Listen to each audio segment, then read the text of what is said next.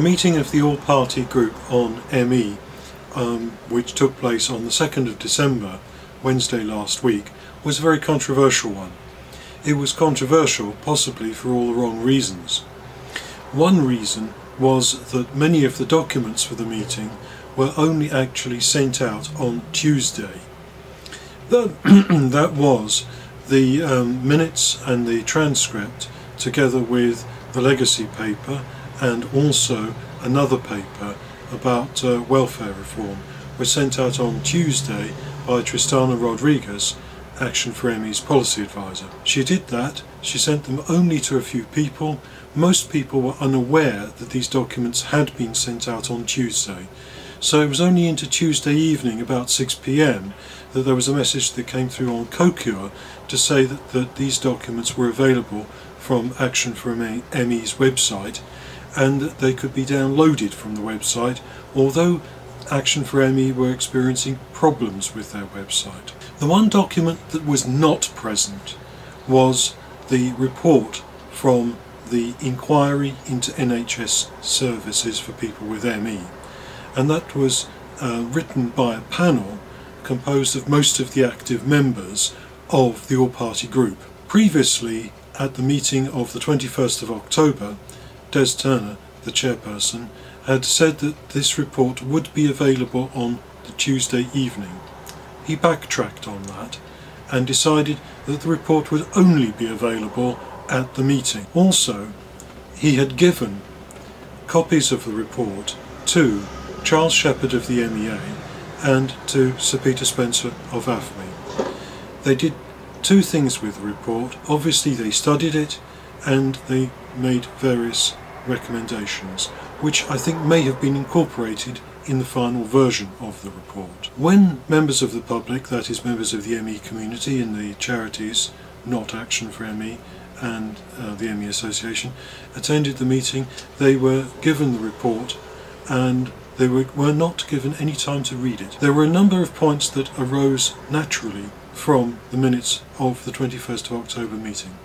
However, the chair, Des Turner, did not wish to take those points, and he wanted things done very much his own way.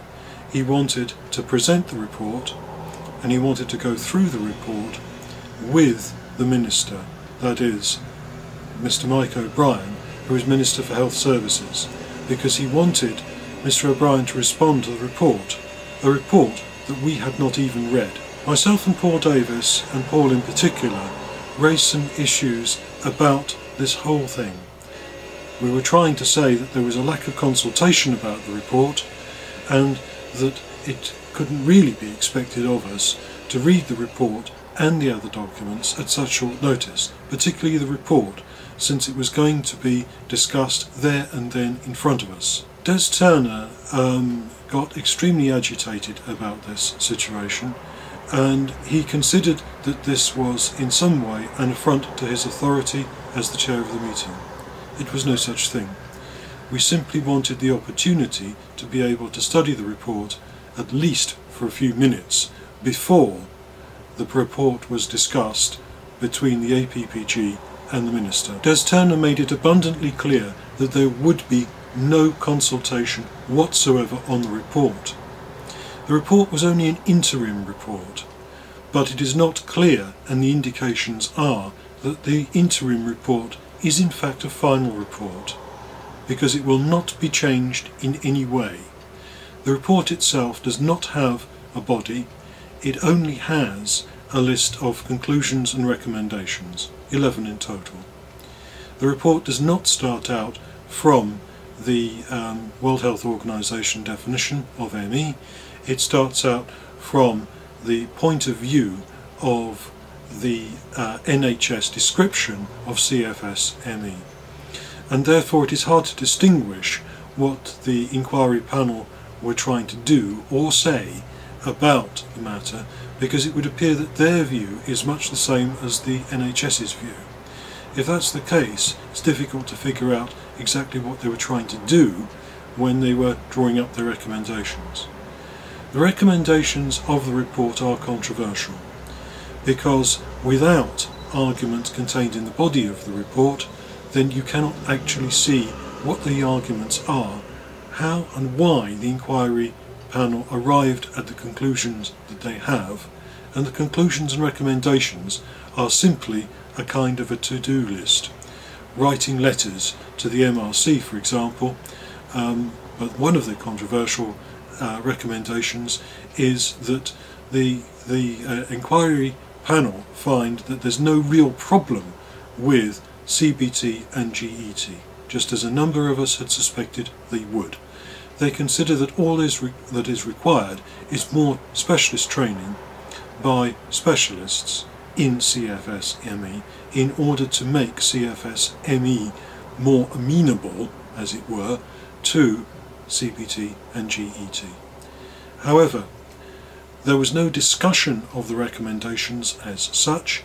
The report was not formally endorsed, and so there's a question mark over its status, because both Action for ME and the ME Association have produced formal responses to the report, and the report has been press released. Simply for asking questions about the issue of the late production of documents, and also the way in which the report was presented to the APPG, Des Turner considered that myself, Paul Davis, and several other people, most notably John Sayer and another member of ME Support Norfolk Committee, were in danger of being excluded from the meeting by the police. This was a complete and utter overreaction. There was no suggestion that the meeting was in any way out of order and needed to be controlled in that draconian way.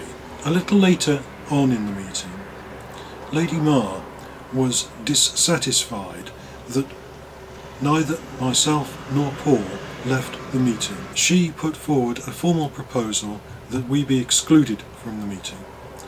When she could see that she did not have any support for this proposal, she stormed out. It was clear that she would not get the support for her formal motion, simply because when Des Turner had twice threatened the same thing during the course of the meeting, that he did not get any support for that, not exactly proposal, but in a sense far more a demand.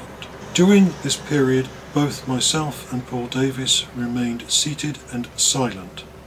We were supported by a number of other people with ME who did not think we ought to leave the meeting because we had not done anything wrong. When Lady Marr left the meeting, she did so in a state of quite heightened emotional turmoil, and that it was as a result of that that Des Turner considered that he could not carry on with the meeting and wanted to close the meeting because he wanted to leave the meeting himself. He gathered up his possessions and walked to the door amongst a stunned silence from other people. He was talked out of leaving the meeting by essentially three people: Mary Jane Willows, Jill Cooper and Janet from Kirklees Group, Janet Taylor. Des Turner returned to his chair and continued to chair the meeting.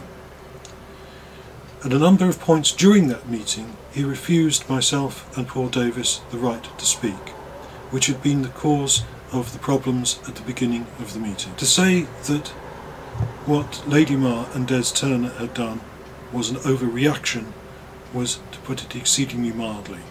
In my view, there was no basis whatsoever for the draconian sanctions that they threatened.